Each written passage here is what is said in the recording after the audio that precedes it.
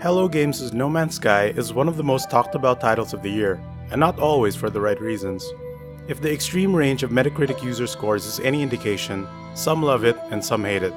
But one thing is definitely true. This was a clear case of an indie developer biting off more than they could chew. The core draw of No Man's Sky is and was the premise of a vast procedurally generated galaxy, where exploration and discovery, not violence, were emphasized. And on that front, the game's engine really shines in allowing for a diverse range of environments. Planets and moons can indeed have a vast range of landscapes. Some may be overflowing with flora and fauna, but subjected to toxic rain. Another planet might have humongous arcing land bridges across vast valleys. While a moon can possess very few colonial stations, but in turn have many more lore-giving monoliths. Another could be mostly covered in water with just a few islands to land on, and others could be barren wastelands on the surface but have vast cave systems. Although the game doesn't have the most detailed textures, the varieties in the color palettes and atmospheric effects really sell that you are on a distant planet, one likely that no one else will discover. The sights and creatures you'll encounter will be unique to your playthrough, and there is a real sense of joy and wonder in being able to take off from a planet, fly to any of the other ones visible in the sky, scour the surface, land, and explore, all without any perceivable loading times.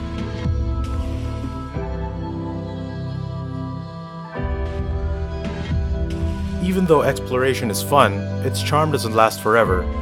It isn't that there isn't much to do per se in No Man's Sky. It's more that what you can do are tasks that go towards the same ends. You can mine resources, solve puzzles to find crashed chips or points of interest, upgrade your inventory, scan plants and animals and name them, break into facilities for blueprints or minerals, and trade with life forms. All to craft upgrades for your exosuit, multi-tool, and starship.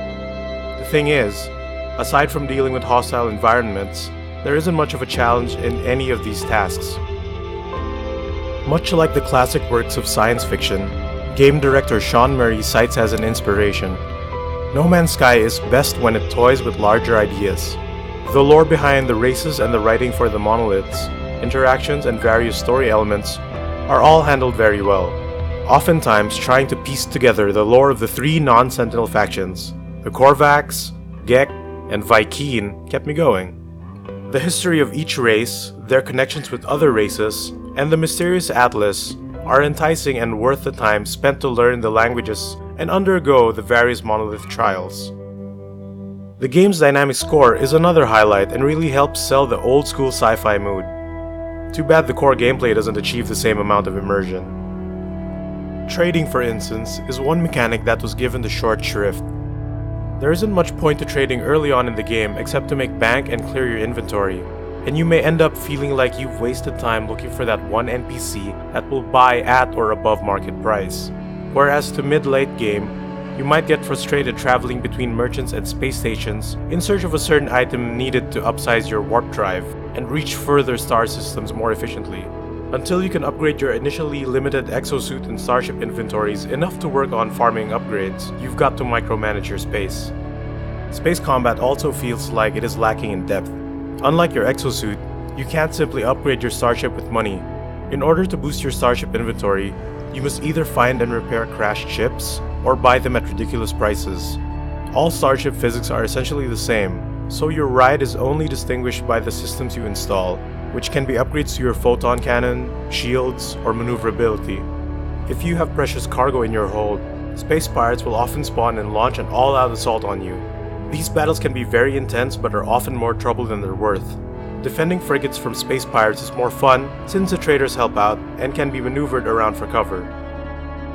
Contrary to earlier information, you cannot pick and choose factions to support in space battles, nor can you side with space pirates in any conflict.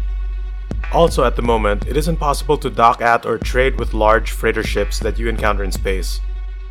While decent, No Man's Sky space combat would definitely benefit from future patches. Cave diving for minerals is fun for a while. When you strike literal gold or emerald, it feels great.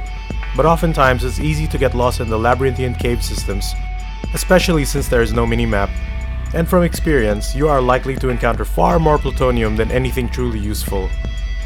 What we found efficient was flying low and slowly over planetary surfaces in search of large structures of rare minerals, then landing to explore, scan, and harvest for a couple of minutes at a time.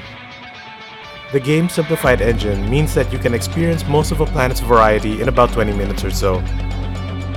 The supposedly deadly Sentinels hardly posed a threat.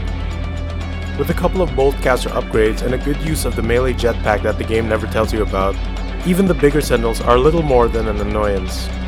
Destroying Sentinels nets you titanium, a useful resource, but what's missing are any repercussions for your actions, since your wanted level decreases so quickly.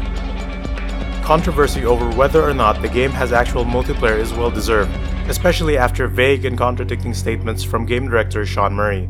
Shortly after the game's release, two people infamously met up at the same location on the same planet on a livestream, but they could not interact with nor see one another. This could be explained by there being many separate servers for the game, or a release bug, but nevertheless, there does not seem to be any multiplayer elements thus far in the release. Murray did explain on Twitter that people should not expect a multiplayer experience from No Man's Sky, but some players hold out hope that this will be addressed in an upcoming patch. On the whole, it does appear that No Man's Sky failed to fulfill its potential. It was released in an incomplete state with exploits, bugs, and missing or simplified features. However, all in all, we found much more to enjoy in No Man's Sky than to dislike. We really like the exploration aspect of the game, as well as the lore. The art and soundtrack are also deliciously retro. However, a lack of challenge in the objectives and a sense of repetitiveness does set in after 10 or so hours of doing the same things on different worlds and feeling no closer to unraveling the meaning of it all. Games' art scholars might argue that perhaps that's the point Murray was trying to make, but it's not what most modern gamers expect from a heavily hyped, full-price release.